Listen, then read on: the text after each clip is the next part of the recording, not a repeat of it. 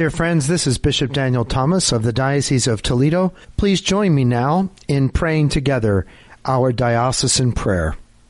Heavenly Father, with the redeeming cross of Christ Jesus, your Son, and the gifts of your Holy Spirit, renew and strengthen us, so that by our prayer, fasting, and almsgiving, we may foster holy disciples, holy families, and holy vocations, so as to become a more holy diocese of Toledo.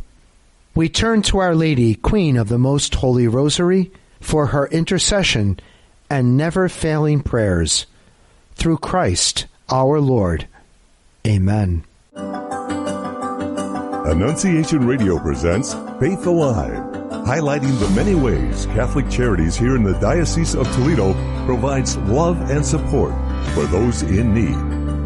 And now, your host for Faith Alive, Executive Director of Catholic Charities in Toledo, Rodney Schuster. Hello and welcome to Faith Alive, the program that shares how the love of Jesus Christ is provided through the ministries of Catholic Charities throughout the Diocese of Toledo. I'm your host, Rodney Schuster, Executive Director for Catholic Charities, Diocese of Toledo. And today we're going to jump into a couple topics. First of all, one of the things that the Catholic Church is often criticized for, and those who support pro-life, is that we are anti-woman, we are against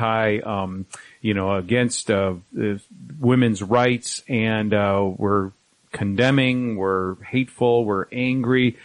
And one of the things we're going to break through is those myths, and we're going to be talking to Kerstin Pakka, who heads up our Project Rachel ministry and is also involved in the Joseph ministry. And she's going to share why that's false and how you, when you are either confronted or people are talking to you about the Catholic Church and what we do in regards to abortion, it's never hate-filled. It's never anger-filled. It's never condemning. We are all about the mercy of Jesus Christ. And as all of us are sinners and we seek Jesus' mercy and grace for each of us, we also seek that for those who have gone through an abortion, whether it be a mom, a dad. We want to let them be free of that burden, of that guilt, of that shame that they may have endured as part of an abortion that they had, or multiple abortions. And so our message is always one of love, encouragement, healing. And so we're going to dig into that a little bit. We're also going to have on Kevin Fitzpatrick, who's from the Archdiocese of New Orleans, and he's going to talk about some of the neat initiatives he's doing as part of his Office of Justice and Peace. But first off, we're going to kick it off with a familiar voice on Faith Alive, Kerstin Pakka, who heads up our Project Rachel Ministry Catholic Charities. Kerstin, welcome back. Thank you very much. It's great to be here. Always great having you, and especially great having you because as we talk about life, Kerstin is carrying life in her right now, and with good Lord willing and prayers in August, she will have another healthy baby, and she will be healthy, and their family will continue to grow. That's right. Thank you. So share a little bit, Kerstin, about what's happening with Project Rachel, some of the initiatives you have, both for Project Rachel, the Joseph Ministry. I know we've got an evening of remembrance, so just share for everybody what's going on in your world and what some initiatives you are looking forward to doing here in the next year or so. Right, sure. So Project Rachel is a lot of things, but one of them, and same with the Joseph Ministry, one of them is we really pay attention to people who not only reach out to us and ask us for help, but to realize that there may be people who aren't reaching out, and there may be people who are hurting, and they don't really know what the next step is. Maybe it's not to reach out to me right now and talk to Project Rachel and have to go through all of that. Same with the Joseph Ministry. And so, something that we're doing right now is we're starting to get together some events around the diocese. One of those events is the Evening of Remembrance. This was something we did last year as well. And it's a way for us to all get together. It's not just for parents who have experienced abortion. It's for people who have lost a child, whether they were preborn or with us on earth. And it takes the pressure away, because then it's not only about abortion. It doesn't have to be that, you feel like oftentimes you go to an event that's abortion specific and you feel like, oh, everybody knows why I'm here, and it can be a really big deterrent. It's a reason why people don't go. And so, an Evening of Remembrance is just a beautiful thing. It's a beautiful way to go and experience healing in your own way. There are ways that you can remember your child and not make it a huge public event, a huge public thing where you have to say anything, but you can just be there with God and experience His grace. And share a little bit about what that evening looks like, an evening of remembrance. I think we've had it in the past at St. Rose in Perrysburg. Right. Perhaps even at St. Michael's in Finley as well. Yes, that was our last. So maybe share a little bit about how those evenings came, about, and what was part of the evening and all that was included. Sure. So in the past, a few years ago, there were speakers and there was a lot more involvement that way. This last one at St. Michael's in Finley was very simple. We have what we call a rose ceremony. So each person who has lost a child receives a rose for that individual child, and then they're able to process to the usually it's by the altar, and place their rose by the altar. And it's just a beautiful visualization of all of these children who we're praying for us, and the reason we're there, and it's beautiful because then we have Mass. The roses stay there during Mass, and so we can really see that our children are with us. Our guest is Kerstin Pakka, who heads up the Project Rachel Ministry for Catholic Charities in the Diocese of Toledo. What's some of the feedback you heard, Kerstin, from these evenings of remembrance from folks that have participated? I've gotten a lot of positive feedback about how just peaceful it is. There's no pressure. There's nobody's asking you to explain anything. You're just there to remember your child and to experience the fact that you're not alone. I think so many people feel like they're in this by themselves. And when you are in a church filled with people, you realize that it really, at that moment, we're all feeling that loss, and we're feeling it together, and we're also experiencing that healing together. And when will the next Evening of Remembrance be? I know we don't have a specific date, but when are you looking to do it? Where will it be at? Is there a day of the week you typically do it, time, etc.? Generally, it's toward the end of the week. It's a little bit easier for people to get to something like this toward the end of the week. And I'm hoping for the fall. And it should be around St. Joan of Arc. Okay, at Joan of Arc. Okay, great. And so that's what's happening at Project Rachel. Anything else, any other updates you want to share with folks? Or if somebody wants to help or get involved or participate, what are some things that people can do if they want to learn more just about supporting you and the work that you're doing? Sure. So I am always open to that, any communication. So if you'd like to reach me, my email is kpakka, Pakka, at ToledoDiocese.org. And that's really the best way to reach me, to learn about volunteer opportunities or what's kind of going around in the diocese with our ministries. With the Joseph Ministry, we're actually starting to plan our first day retreat. So both the Joseph Ministry and Project Rachel have retreats that we offer every year. And so this is a very exciting thing that we're starting because, as we know, the Joseph Ministry is fairly new. And so this will be our inaugural retreat. And so that's going to be taking place late summer, early fall. And for those who may be not familiar with the Joseph Ministry, share a little bit about that. Sure. So just like Project Rachel is a healing ministry, a post-abortion healing ministry for men and women, we're finding that men aren't as excited to reach out to me, understandably. And so we have created the Joseph Ministry, which is a post-abortion healing ministry for men. And you yourself don't have to be the one who went through the abortion. You could be the person who drove someone to have the abortion, or a friend or family member of someone who has had an abortion. And just like with Project Rachel, it's confidential healing. There's one-on-one talking. There's counseling. There are, we work with a whole lot of our parish priests in our diocese to help find healing and to help find God's mercy. And if people that are listening may know someone who maybe experienced abortion, male or female, or been a part of that, what's the best way for them just to start that conversation, to start that discussion, to start that healing process? How can people get in touch with you or get in touch with Tyler with the Joseph Ministry? So the way that you can get in touch with Tyler for the Joseph Ministry is just the Joseph Ministry at ToledoDiocese.org. What I would suggest is, if you know of someone who has experienced an abortion, you are you're walking on very sacred ground when they talk to you about their experience. Receive what they say with grace and with love, and understand that when they're telling you these things, it's taken them a long time to get there.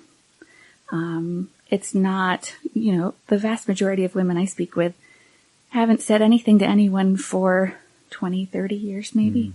And if they have, it hasn't gone well. They don't really know what to expect, and maybe it hasn't gone the way they wanted.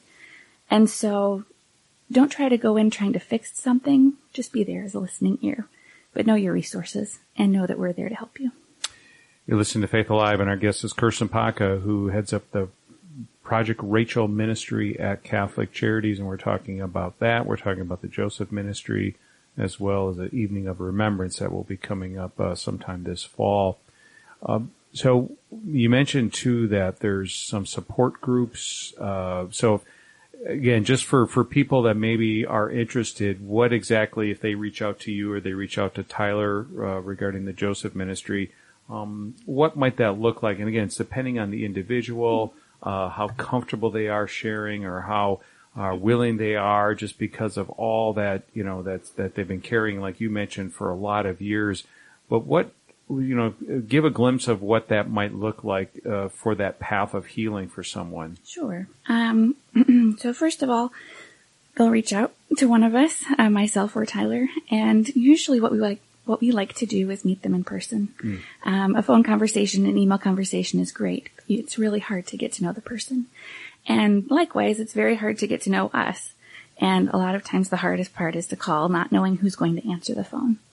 And so if we're able to sit down and just have a casual conversation, that really breaks the ice, and it really allows them to know that we're not here for any other reason than to love them and to show them that they're worthy of all the things that they don't think they're worthy of. And so that's how we start. Now, a lot of times there are people who would much rather just email. They'd much rather text, really depending on the age of the person reaching out. Communication looks a little bit different. Sure. But once we've met in person and once we've kind of established that relationship, we do offer monthly monthly support groups, where they can see that they're not alone. They can meet other individuals who have experienced abortion and see that they are not experiencing any of these things alone. And that's really important.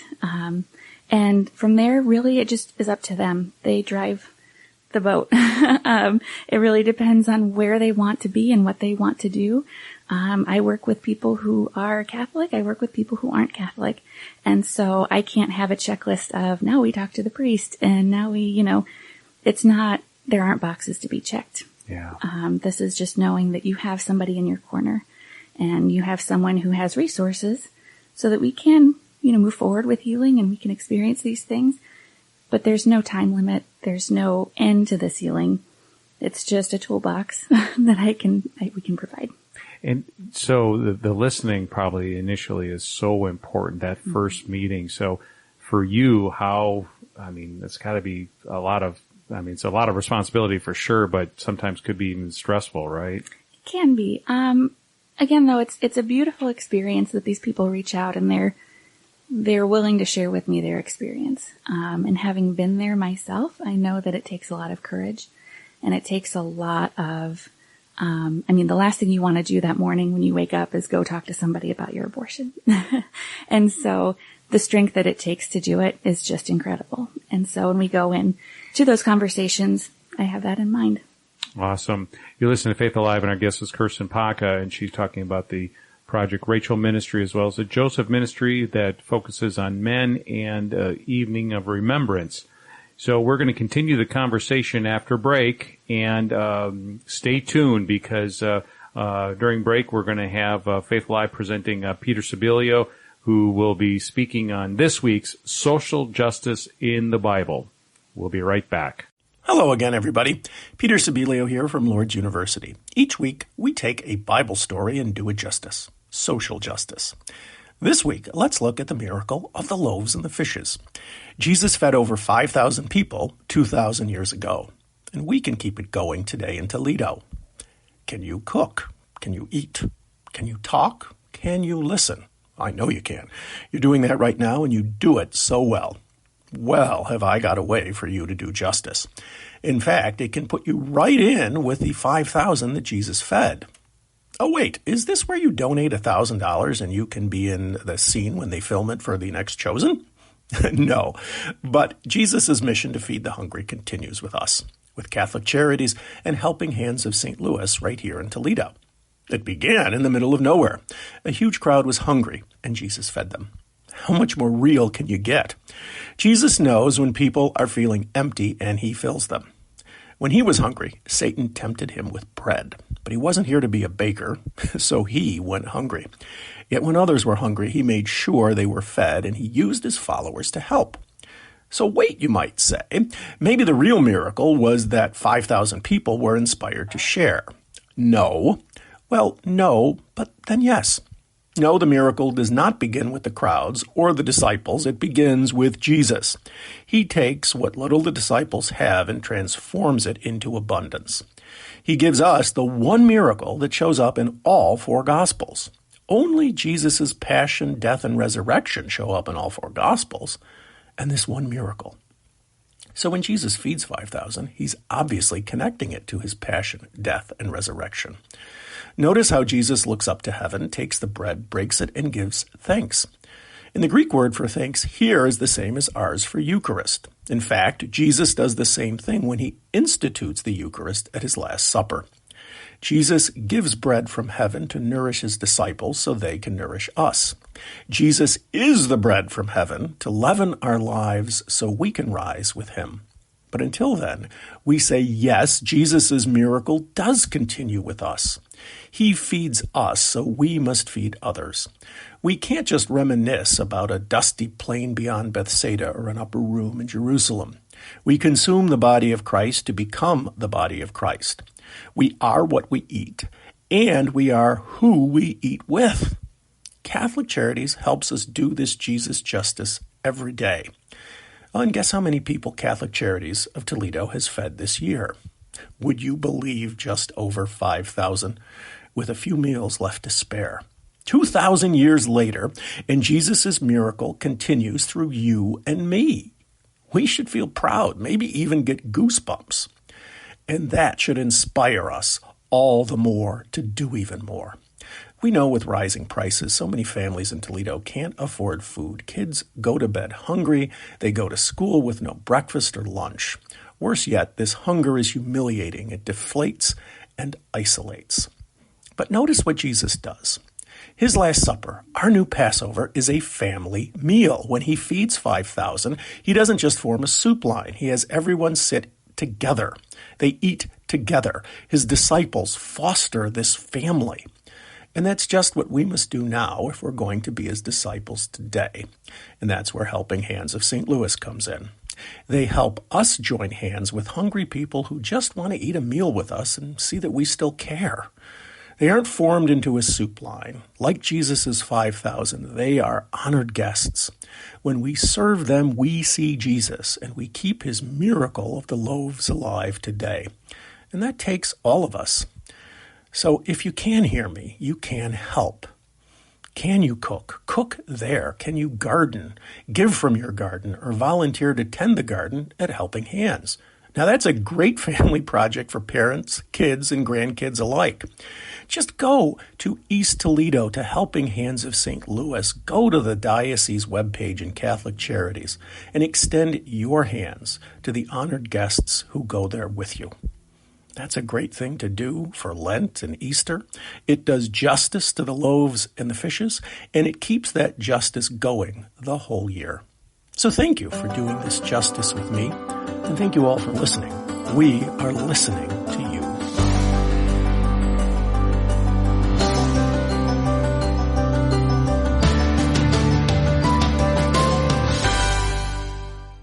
Living Your Faith.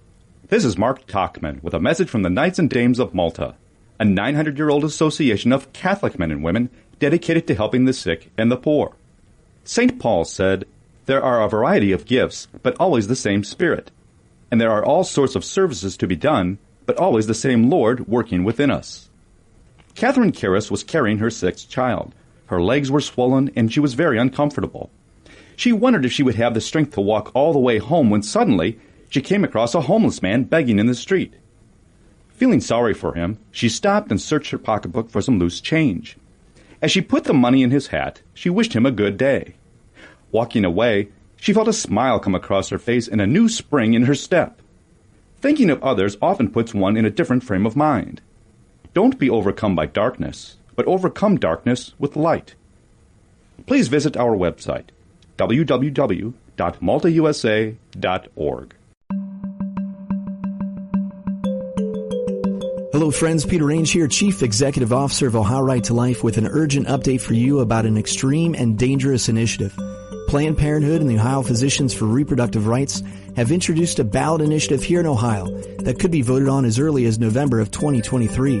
The proposed constitutional amendment would permit abortion through all 9 months of pregnancy, eliminate any parental rights if you have a teenage daughter seeking an abortion or a sex change operation, and eliminate health and safety standards for women. We need your help.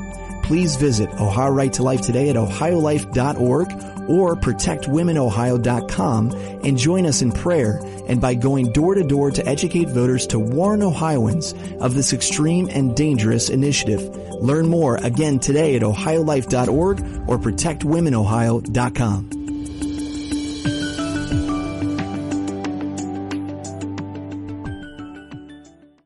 Now, back to Faith Alive with Rodney Schuster, Executive Director of Catholic Charities here in the Diocese of Toledo. Welcome back to Faith Alive. I'm Rodney Schuster, your host, and our guest for this segment again is Kerstin Pakka, who heads up the Project Rachel Ministry for Catholic Charities in the Diocese of Toledo, and is also involved very closely with the Joseph Ministry as her husband Tyler Pakka leads that, and so we're blessed to have that in our diocese, as well as we talked about the Evening of Remembrance, which is just a gathering of healing, of prayer, of Mass, and just again, as part of Jesus being involved in this through all the healing that goes on. Kerstin, we were talking a little bit at break about some of the things that you mentioned of women you've worked with and the trauma response. Share about that a little bit. Sure. So I think something that isn't thought about as much or really talked about as much in this whole abortion debate and topic is the trauma that women go through during their abortions, but not only during, but also after. There are so many reasons why people won't reach out. Women won't reach out. And a lot of them are surrounded, are about, I don't want to feel like I'm the only one experiencing X, Y, and Z, because it's easy to feel like you're the only one. But, when I work with women and when Tyler works with men, we meet people who are experiencing all of these things, and we can tell them that they aren't the only one because we've heard it from multiple people, and we've experienced it ourselves.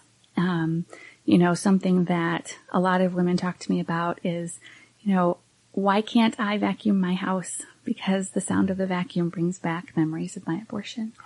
Why can't I, eat certain things or prepare certain foods because this is what I did the day of my abortion? And the list really does go on. And it's just, It's a painful reminder, and it's something that, like I said, it's not really talked about very much. And it really depends on the person who's going through it. While these are very common, they are very specific to the person. And so, I've known people who can't go to the dentist or have difficulty going to the dentist because of the sounds. A lot of people have an issue with lighting because it's very similar to the abortion facility where they were. Driving past the abortion facility where they went obviously can be a trigger. And so these are all things that we need to be more aware of as well, because, we're hearing from everywhere that either abortion is okay, that it's safe, and that it's a simple procedure and you go back to normal, or that,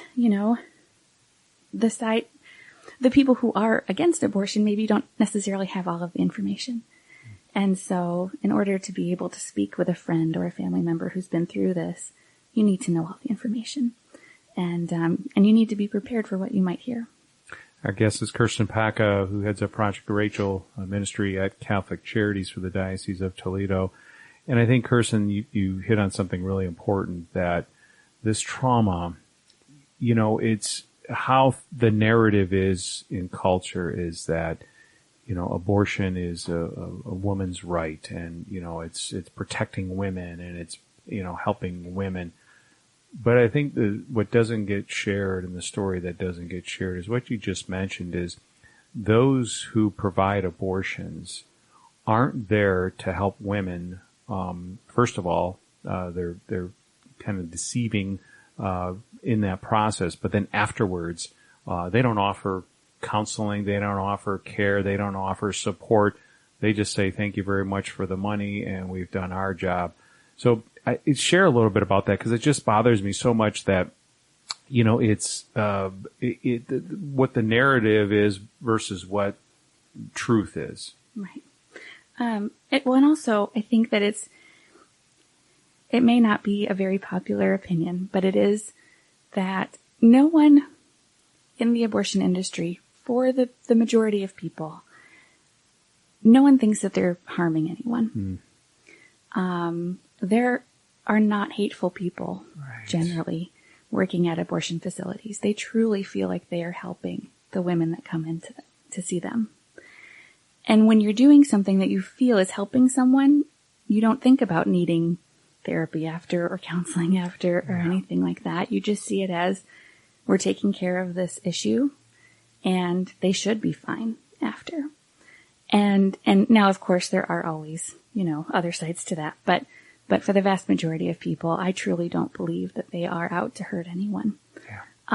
And so when you see it through that lens, you do see that the thought doesn't even really cross their mind that anything could be wrong. And I think that even for the woman and the people who are receiving the abortion, for a long time you have to justify what you've done, because that's just how you get through the day. Yeah. And so a lot of this doesn't happen for a while, or you don't put two and two together necessarily for a while to see that, oh, these are the things that are caused by this trauma that I've been through. And so, again, just being able to talk to that, just being able to understand that when you are speaking with someone who is adamantly for abortion, maybe look at it from the perspective of they may have had one. Yeah. And they may be still in that, I have to justify this, it has to be okay stage. You're listening to Kerstin Pakka, who heads up Project Rachel for Catholic Charities.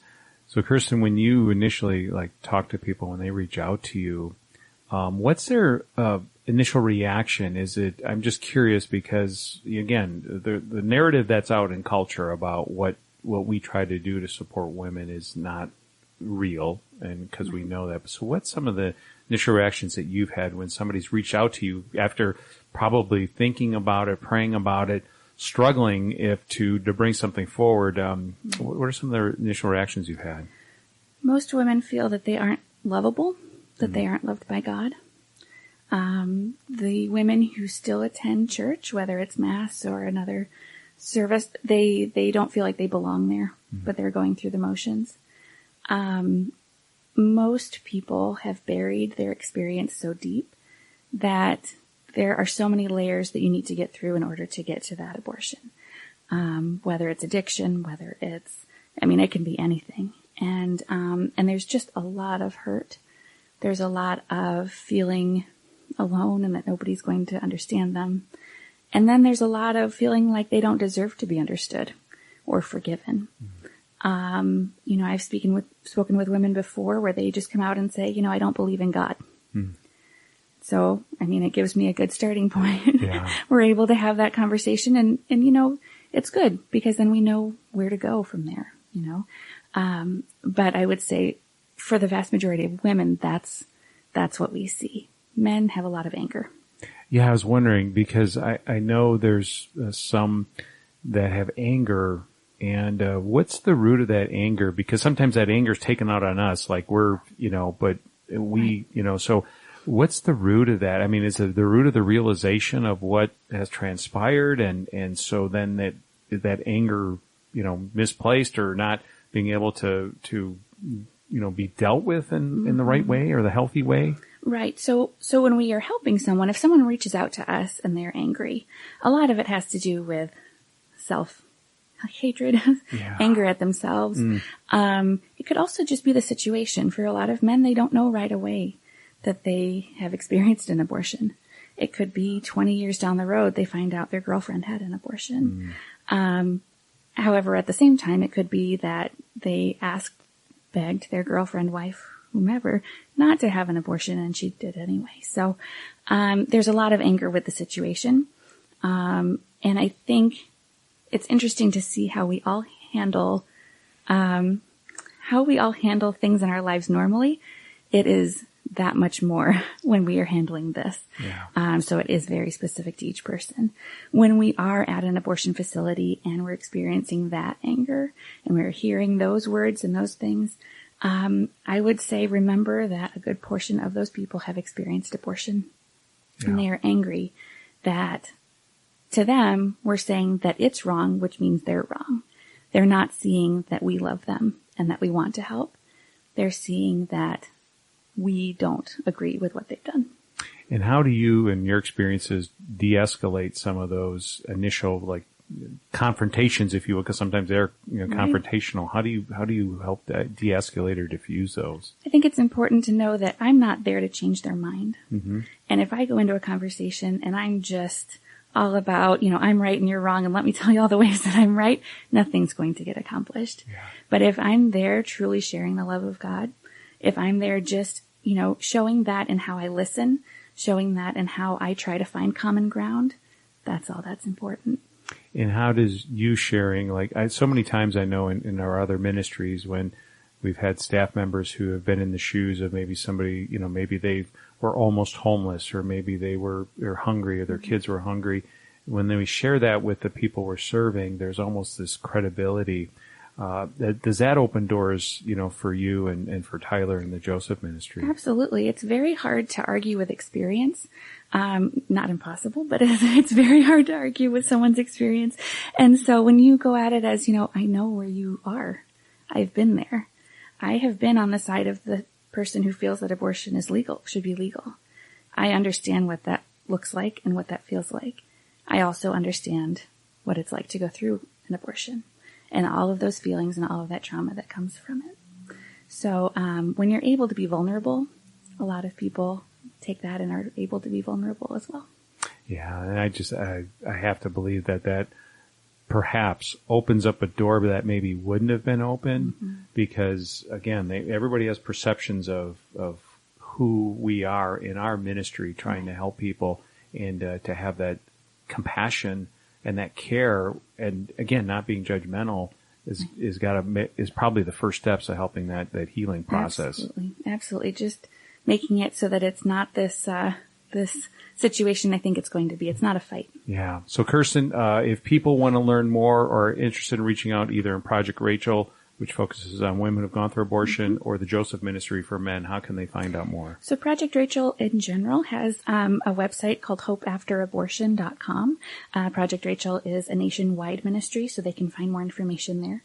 And the Joseph Ministry is within our diocese, so it's the Joseph Ministry at ToledoDiocese.org is the best place. And then you can also go to CatholicCharitiesNWO.org, where we list both the Joseph Ministry, Project Rachel. We also have a Zelly Ministry that helps those who have lost children, right? Yeah. Exactly. Well, Kerstin, thank you so much for being with us. Blessings to you and Tyler and your ministry, and look forward to having you on again. Thank you so much, Rodney. We're going to head to break. Stay tuned because we're going to have Ben Brown, Dr. Ben Brown, talk about charity in Christ. We'll be right back. Last time, I started looking at human dignity. On the one hand, humans have attributes that make us the greatest creature in the material universe. Self-consciousness, intelligence, freedom. But those attributes aren't enough to ground our dignity. In the 4th century debates about the Trinity, we realized that undergirding all the attributes of God are the utterly unique, ineffable persons of Father, Son, and Spirit. Humans, too, are unique persons, not reducible to our qualities, characteristics, or behavior, which is why someone can be loved unconditionally, because love affirms the goodness of the person, of who someone inalienably is, not what he or she is. And therefore, we reach the third aspect of human dignity, that we should be treated in particular ways. Persons are worthy of love, no matter what, period. Each person is precious and valuable, just simply for who they are, not for what they've done or how they look. Therefore, everyone should be respected, appreciated, treasured, and cherished. We can't earn it either, and we need to stop trying. God loves us each for who we are, and He always will, because we will always be the unique, precious person that we are. Therefore, the poor deserve to be loved, as do those with disabilities. And the worst criminal still has dignity and deserves love. Jesus commands that we love everyone, even our enemies. This includes especially the unborn, the elderly, and all those who are vulnerable or othered. I had an incredibly powerful experience of this when my wife and I met John Paul II for all of 7 seconds. We got to take a turn with 200 other people, kneeling in front of him and shaking his hand. It was a dreary day and there was lots of bustle. He had already greeted 100 people before us, and he had Parkinson's and didn't look particularly good. Someone had to keep dabbing the drool coming down from one side of his mouth. But when we knelt down and looked into his eyes, it was like the whole world stopped. I can't even begin to express the unconditional love and care that I felt from him in that moment. It was like we were the only people left on the planet. We had his total and undivided attention, and we could both feel to the core of our bones that we mattered, that we were good and worthy. And unbelievably, that is the truth about every single human being. That's why we work and serve and strive to make a better world, because people are precious, because God has loved us into existence, because we are so valuable that God would become one of us and die for us. And we want that experience for everyone, the simple but profound experience of mattering, of being loved purely for who they are. It's worth a brief sidetrack here. Some have suggested that non-human animals have dignity too, and that part of social justice involves fighting for animal rights. Certainly animals each have something special that is valuable, and they should elicit from us an appreciation, respect, and care. We cannot treat a dog like we would treat a rock, of course, and our pets are special, taken up into our world in a way, and personalized. But we also need to be clear that animals don't have what humans have, not only in terms of intelligence and freedom, but they're not persons. Once again, the gospel not only enlightens what we couldn't have seen on our own, but confirms us in a common sense that is all too uncommon these days. Animals aren't persons. They don't have rights in the same way as humans. They don't demand the same respect. And though much loved, they aren't actually members of our families. I'll end with a little task for you. If you want to become a true lover of others, start with this simple thing. When someone is talking to you, give them your undivided attention. Look them in the eyes and really listen to what they are saying. to what they are concerned about or interested in, so that you share their concerns and interests, because you're there for them. That's what human dignity means.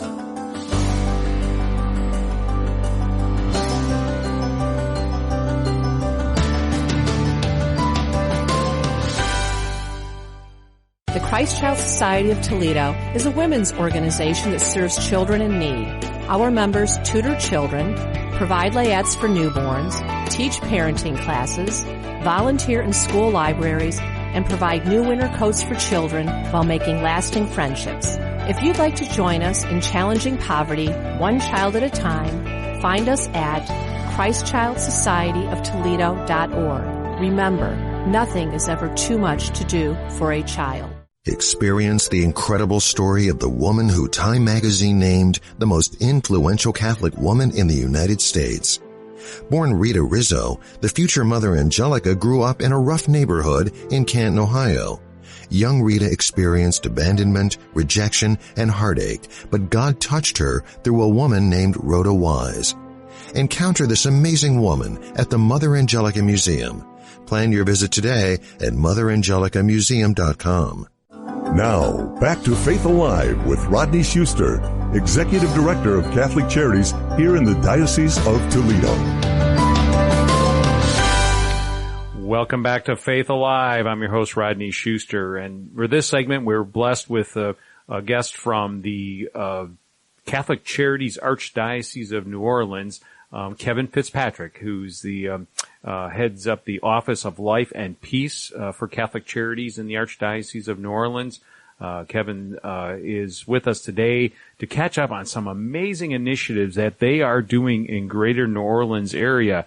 So, Kevin, welcome to Faith Alive. Thank you, Rodney. It's great to be here this morning.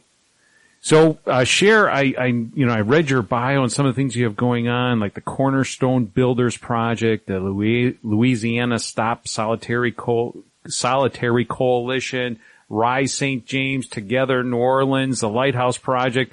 I mean, where do you want to begin, Kevin? Because, man, you've got some great things going on in the Archdiocese of New Orleans.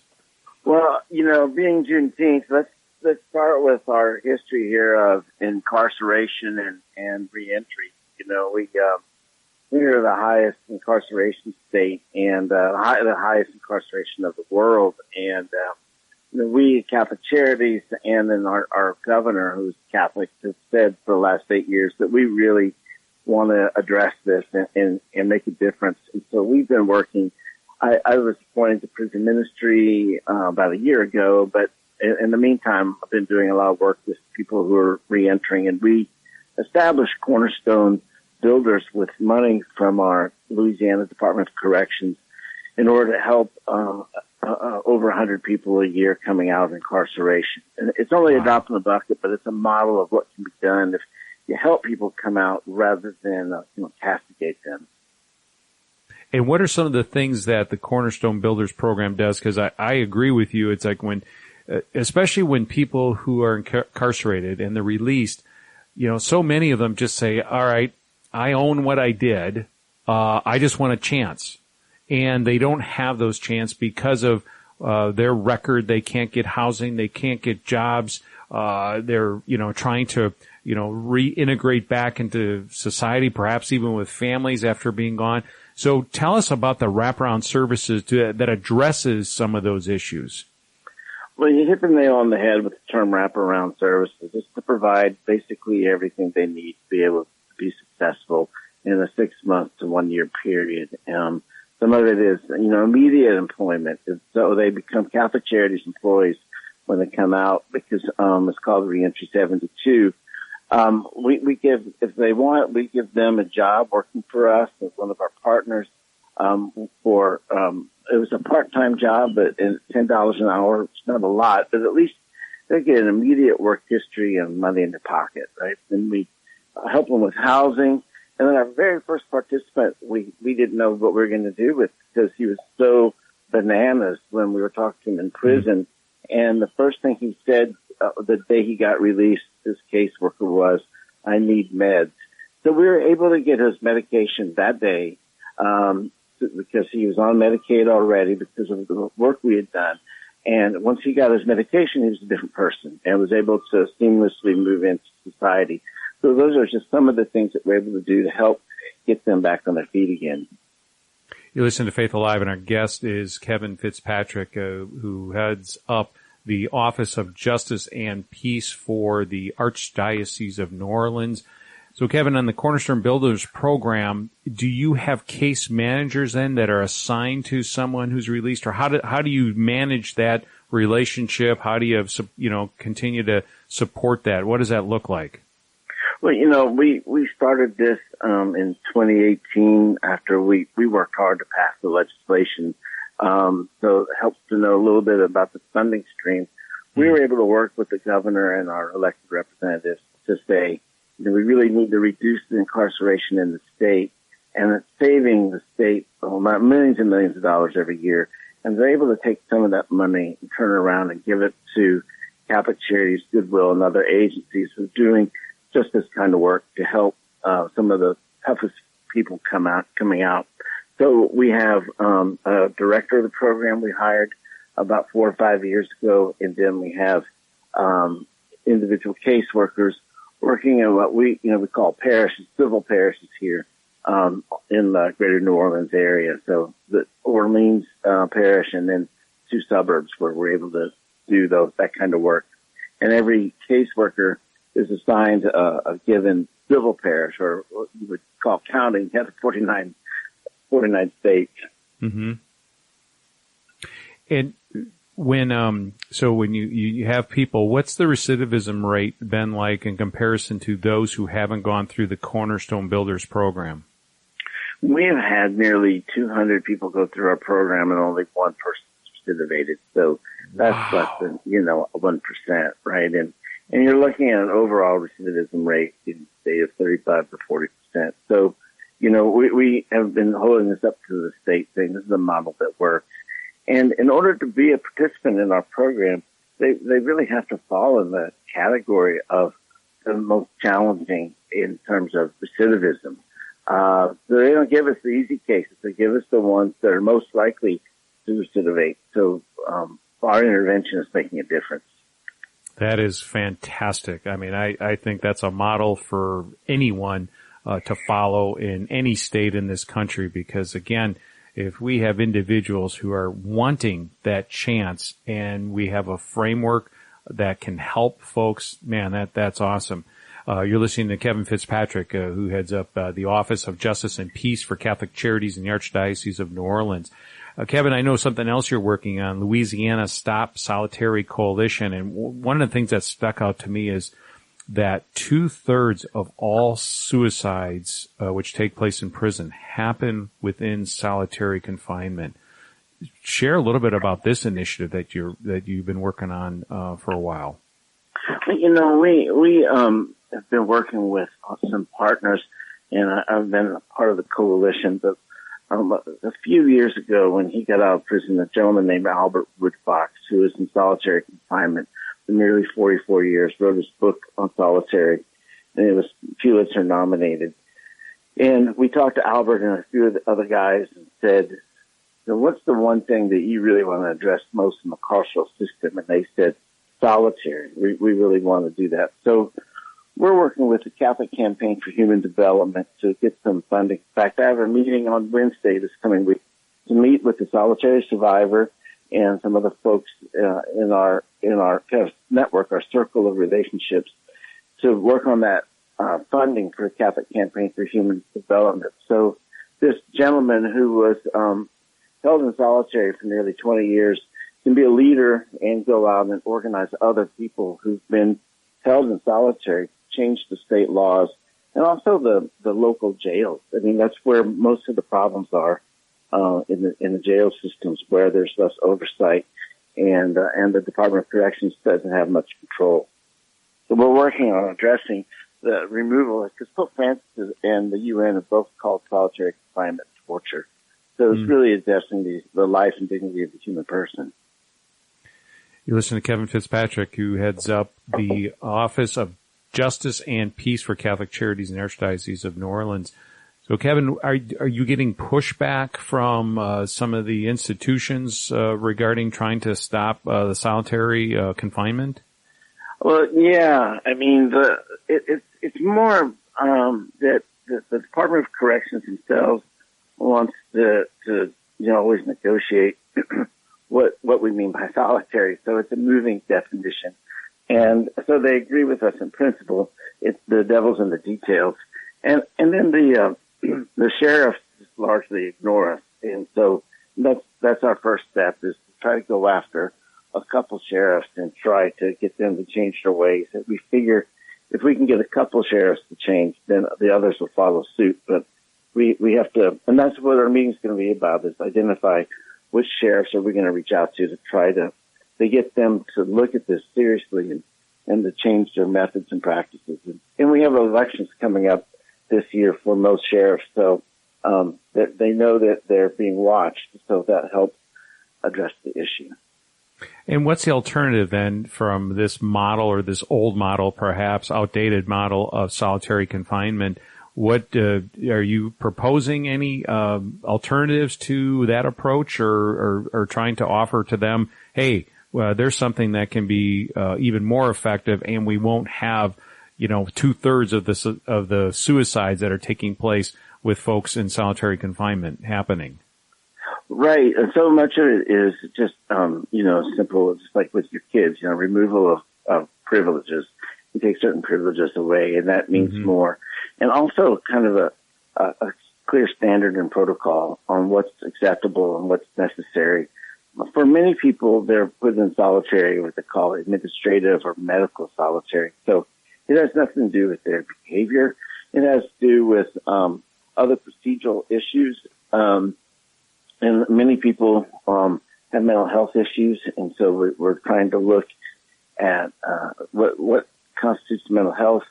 And we do have a pretty thorough document that we've given to Department of Corrections called Alternatives to Segregation, so they can look at other ways for discipline other than solitary. Listening to Kevin Fitzpatrick, who heads up the Office of Justice and Peace for Catholic Charities in Archdiocese of New Orleans. Kevin, is there anybody else in the country that's also trying to address this?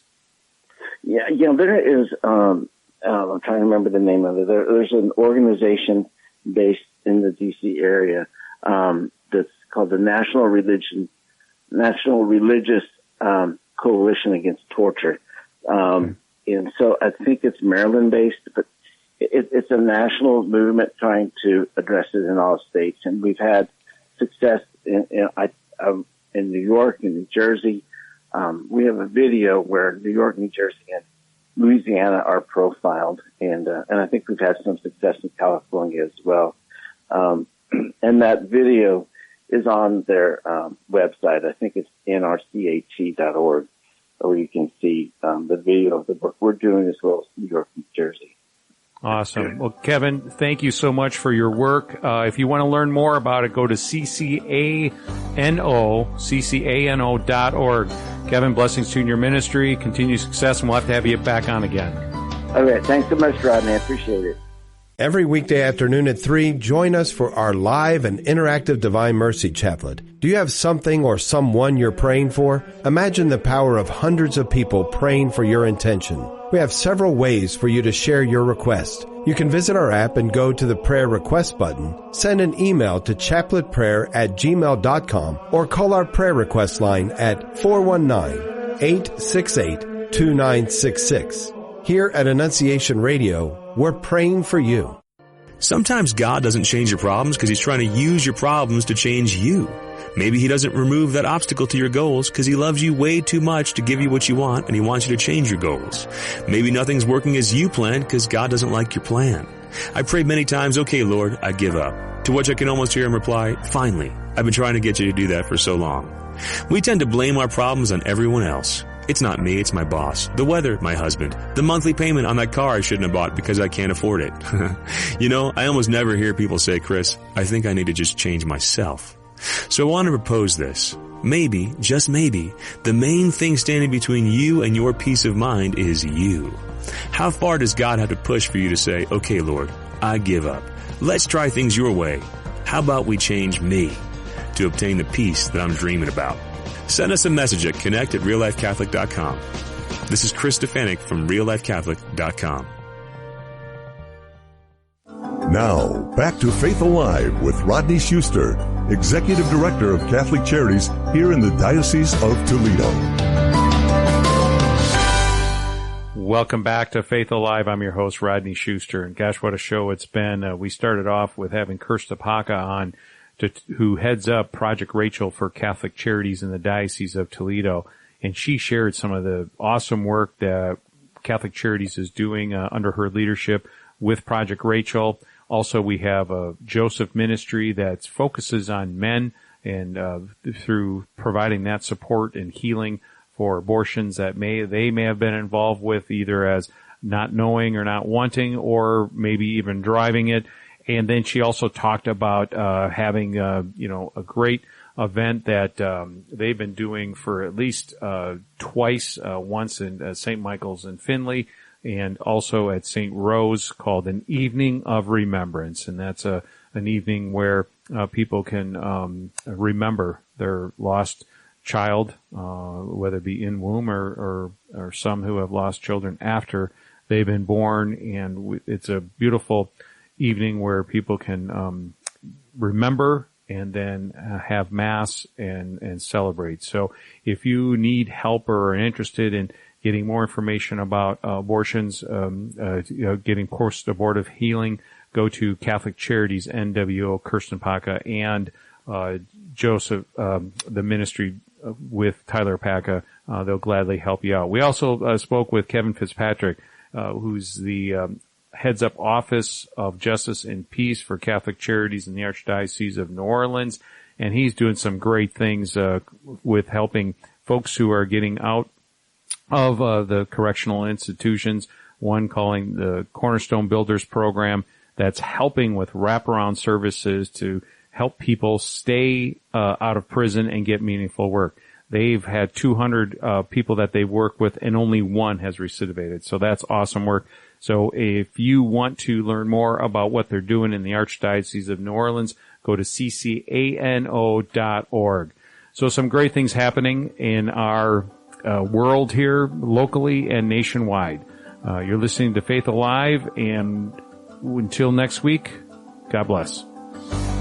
You've been listening to Faith Alive with Rodney Schuster.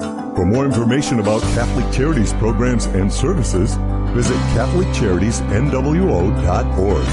You can listen to this and other episodes anytime on demand on the Annunciation Radio mobile app and at AnnunciationRadio.com.